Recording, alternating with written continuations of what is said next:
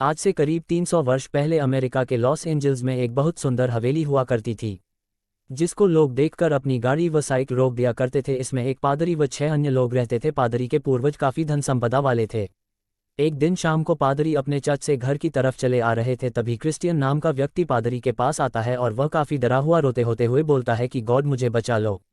मेरी बीवी मारियो एक भूत बन गई है जो मुझे पिछले 10 दिन से परेशान कर रही है। कभी खाना बना हुआ गिर जाता है, कभी डरावनी आवाज़ें आती है, कभी कोई साया आगे पीछे साथ चलता है। आज तो बंद कमरे में तेज 2 डरावनी आवाज़ें आ रही थी, तभी मेरी पत्नी पीछे से हमला करती है। ये देखिए, मेरा हाथ कट गया है, कृपया मुझे बचा लीजिए। पादरी ने तुरंत अपनी माला क्रिश्चियन को पहना दिया, बोले ईश्वर का नाम लेते रहो और कल आना, यही मेरा घर है। अभी मुझे एक जगह जाना है। क्रिस्टन जैसे तैसे रात को सोने के लिए लेटा ही था कि घर की खिड़कियां दरवाजे चिल्लाने लगे, लेकिन आज क्रिस्टन को कोई दिखाई नहीं दिया और वह सो गया।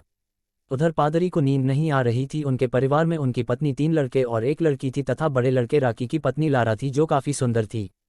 पादरी को बस एक दुख था कि उनका सबसे छोटा लड़का जो उनको छोड़कर चला गया था, इसका कुछ पता ही नहीं चल रहा था। चिंता में बैठे बैठे कुर्सी पर सो गए। सुबह 4 बजे ही थे कि उसके घर के बाहर बगीचे में क्रिस्टन आकर बैठ गया।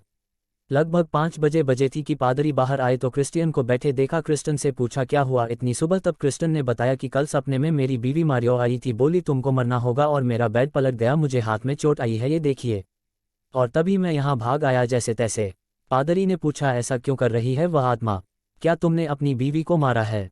क्रिस्टन कहता है नहीं पादरी, उसे हार्ट अटैक आया था। उसे पहले मेरी बीवी से कुछ नोकझोंक हुई थी कि अचानक वो जमीन पर गिर गई और वह मर गई। मैं अपनी बीवी को बहुत चाहता था पादरी। क्रिस्टन रोने लगा। इधर पादरी और क्रिस्टन में बात हो ही रही थी कि अचानक से तेज हवा चलने लगी, और जैसे ही क्रिस्टन ने पीछे देखा तब तक मारियो की आत्मा बगीचे में आ चुकी थी।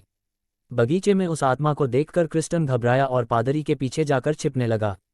आज मारियो की आंखों से खून निकल रहा था, उसके बाल आधे चेहरे पर और बाकी हवा में उड़ रहे थे। तभी पादरी ने भूत से पूछा तुम क्यों मारना चाहती हो? मैं तुम्हें मारने नहीं दूंगा। तब मारियो की आत्मा चिल्लाकर बोलती है इसको मरने से कोई नहीं रोक सकता, तुम भी मर जाओगे पादरी।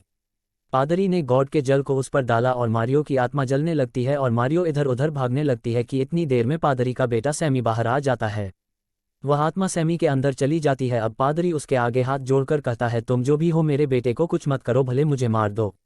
पादरी के इतना कहते ही वह आत्मा सैमी को पेड़ पर बैठा देती है और तब आत्मा कहती है तुम सब दुष्ट हो और उस दुष्ट का साथ दे रहे हो, इसलिए तुम्हारे लड़के सैमी को मरना होगा। और सैमी के शरीर से आत्मा निकलकर सैमी को धक्का दे देती है। सैमी पेड़ से गिरकर मर जाता है और आत्मा वहां से गायब हो जाती है, ये बोलते हुए कि मैं फिर आऊंगी।